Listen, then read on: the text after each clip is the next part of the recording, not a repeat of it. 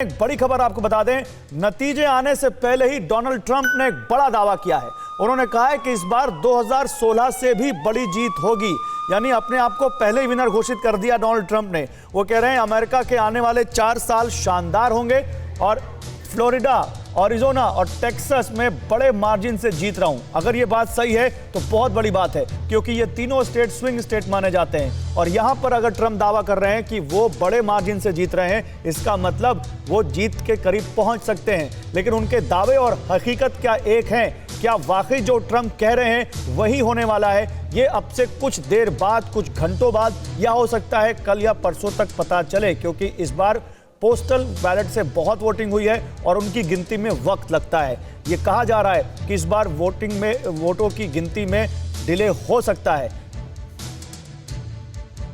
और अशोक सज्जनहार साहब लगातार हमारे साथ बने हुए हैं, फॉर्मर डिप्लोमेट हैं।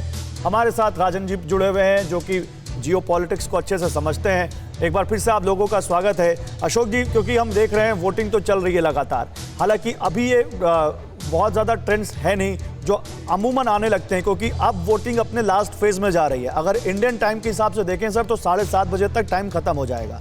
बैलेट अर्ली वोटिंग का ट्रेंड बहुत चौंका रहा है इस बार सबको। क्या लगता है सर, क्या इसमें भी हम कोई संकेत ढूंढ सकते हैं? कुछ जानकार कह रहे हैं कि डेमोक्रेट्स के फेवर में होता है अगर पोस्टल बैलेट से बहुत ज़्यादा वोट हो तो।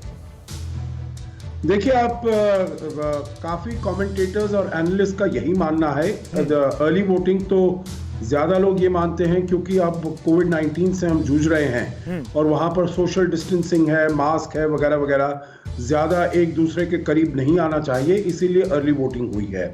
परंतु एक और चीज भी है, देखिए हमने हिंदुस्तान में भी देखा है और जहां भी डेमोक्रेसी है वहां पर जब इलेक्शन हुए हैं तो हम वहां भी देखते हैं जो एंटी इनकम्बेंसी वेव होती है, अगर जो भी अपनी स्थिति में है, अपनी पोजीशन पर है, उसके विरुद्ध अगर कोई ऐसी वेव चलती है तो तब ज्यादा लोग वहां पर आकर वोट करते हैं। ये हमने भारत में भी देखा है, अगर कोई सत्ता है उसके विरुद्ध अगर कुछ काम हो रहा है तो फिर ज्यादा वोटिंग होती है। और इसीलिए ये वाला ऐसा कुछ कमेंटेटर्स ये कह रहे हैं, जो क्योंकि राष्ट्रपति ट्रंप के विरुद्ध इतना पूरी देश एकदम जुट हो गया है, इसीलिए उन्होंने 100 मिलियन मतलब 10 करोड़ पिछले बार 2016 में, गौरव जी आपको मालूम होगा, जो टोटल वोटिंग हुई थी, जो लोगों ने जिन्होंने अपने एक्सरसाइज किया था अपने फ्रेंचाइज को, वो करीब 138 मिलियन थे।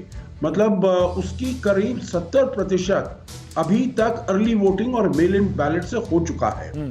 और अगर लोग कह रहे हैं जो अगर आज के दिन 3 तारीख को वहां पर करीब 60 मिलियन और लोग आकर इन पर्सन वोटिंग करते हैं तो ये इसमें करीब 160 मिलियन हो जाएगा।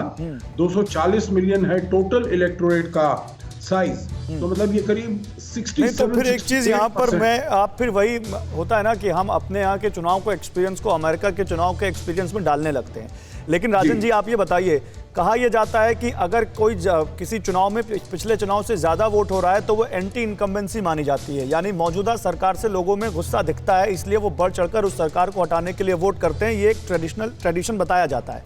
क्या अमेरिका में भी ये मान सकते हैं, जैसा सज्जनहार जी कह रहे हैं, पिछले चुनाव से ज्यादा वोटिंग अगर इस बार होती है तो क्या ये माने कि लोगों में ट्रंप के प्रति गुस्सा है? जी, इसमें कोई शक नहीं कि काफी लोग हैं, खासकर जो वहां पे जो व्हाइट रेसिस्ट तरह के लोग नहीं हैं, वो ट्रंप की पॉलिसी से काफी परेशान है। जो वुमेन हैं, जो ब्लैक हैं, हिस्पैनिक हैं, एशियन हैं, वो भी ट्रंप की पॉलिसी से परेशान है। लेकिन जो वोटिंग का परसेंटेज काफी ज्यादा है, मैं एक तो हिस्टोरिकली बता दूं कि लगभग अमेरिका में आप देखेंगे कि लगभग 55 से 56% एवरेज, अगर पिछले 20-30 साल का देखेंगे तो एवरेज वोटिंग का परसेंटेज वही 56% के आसपास होता है। लेकिन इस बार वोटिंग इसलिए ज्यादा हो रहा है क्योंकि वहां पे काफी पोलराइज्ड है।